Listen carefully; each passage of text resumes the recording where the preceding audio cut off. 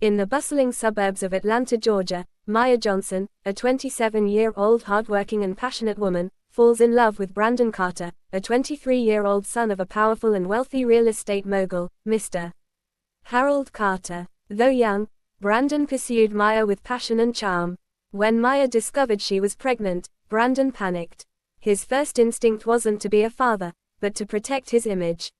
"My dad would disown me if he knew," he whispered one night. "Please, just make this go away." Maya was shattered. She turned to her best friend Selena, her roommate since college, and poured her heart out. What Maya didn't know was that Selena secretly had feelings for Brandon, and worse, Brandon was already manipulating the situation. Behind Maya's back, he fed lies to Selena: "She's dating someone else. That baby isn't mine." Not long after, Selena and Brandon's wedding made headlines in the Atlanta Society pages. Maya left the city, heartbroken and pregnant. She relocated to Charlotte, North Carolina, where she landed a solid job as a healthcare administrator. Life was tough, but she held on, for her son Jordan. She built a peaceful life, never once asking for help. Meanwhile, Brandon's father had suspicions.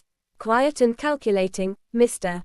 Carter hired a private investigator after a strange encounter with Selena, and Brandon made him question his son's honesty. What he discovered crushed him: the baby was his grandson. But before he could make amends, Mr. Carter passed away from a stroke. His will, however, left a shocking clause. Maya's estate belongs to Brandon Carter, on one condition: he must reunite with his son Jordan Carter and ensure the boy is part of this family with no bitterness from the mother. Otherwise, his inheritance goes to charity. Desperate, Brandon tried everything to reach Maya: calls, letters, even showing up in Charlotte, but she wanted nothing to do with him. She had moved on and was in a relationship with Elijah Brooks, a kind and driven young man who adored her and loved Jordan like his own. Here's where fate intervened. Elijah, during a business conference in New York, bumped into an old acquaintance, Brandon. A surprise to both of them, Brandon once helped Elijah through a rough patch back in college. Upon learning about Maya and Jordan, Elijah was torn. After careful thought, Elijah spoke to Maya with respect and patience, sharing everything Brandon told him, including the will and Brandon's genuine remorse. Maya, moved by Elijah's integrity and Brandon's newfound humility, finally agreed, not for the money, but for her son. She arranged a reunion. Jordan met his biological father in a safe, open-hearted moment. Brandon cried as he hugged the boy he once denied. Selena, now older and deeply regretful, came forward to apologize. Maya, showing strength and grace, forgave her.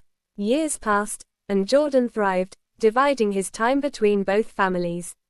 On Maya's wedding day to Elijah, a surprise gift arrived from Brandon: a trust fund for Jordan and a heartfelt letter.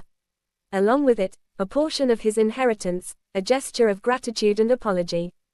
Through love, loss, forgiveness, and the strength of a mother's heart's happiness was restored.